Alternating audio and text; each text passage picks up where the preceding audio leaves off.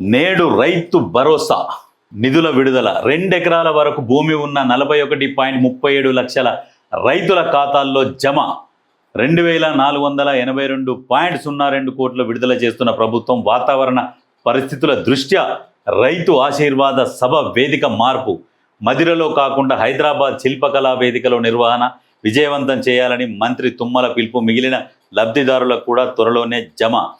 అయితే 2 ఎకరాల వరకు రైతులు ఎవరెవరైతే ఉన్నారో, అంటే 2 ఎకరాల వరకు రైతులకు ఫస్ట్ ఇప్పుడు ఈ 12,000 అనేది రైతు భరోసా అనేది జమ అవుతున్నది. ఇంతకుముందు అందరూ ప్రచారం చేస్తున్నారు ఎక్కడ బాయ రైతు బంధు, ఎక్కడ బాయ భరోసా అంటే, వాస్తవానికి చిన్న రైతులకు ముందు పెట్టుబడి సాయం అందించాలి.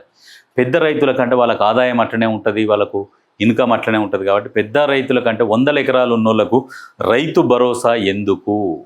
చిన్న రైతులకు ఇవ్వాలి. ఫస్ట్ చిన్న రైతులను కాపాడుకోవాలి. ఎందుకంటే వాళ్ళ కుటుంబ బాధ్యతలు, వాళ్ళ బరువులు, వాళ్ళకు రకరకాల ఇబ్బందులు ఉంటాయి. కాబట్టి అందుకనే ఇప్పుడున్న ప్రభుత్వం కూడా అదే దృష్టి పెట్టుకొని ఫస్ట్ చిన్న రైతులను కాపాడాలి.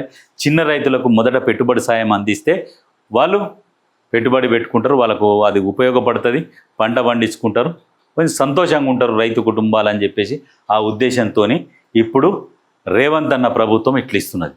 అయితే గత ప్రభుత్వం ఏం చేసిందంటే, భూములు లేకున్నా కానీ పట్టదారు పాస్ బుక్కులు ఇచ్చి రైతు బంధు పేరు మీద తెలంగాణ సంపదని దోచుకున్నారు. అటువంటి దోపిడీ జరగకుండా కట్టడి చేసుకుంటూ చిన్న రైతులకు మాత్రమే అందేటట్టుగా ప్రయత్నం చేసుకుంటూ, చిన్న రైతులకు రైతు భరోసా ఇచ్చుకుంటూ, రైతు పెట్టుబడి సాయం ఇచ్చుకుంటూ ఆ రైతులను కాపాడుకుంటున్న ప్రభుత్వం ఈ ప్రజాప్రభుత్వం.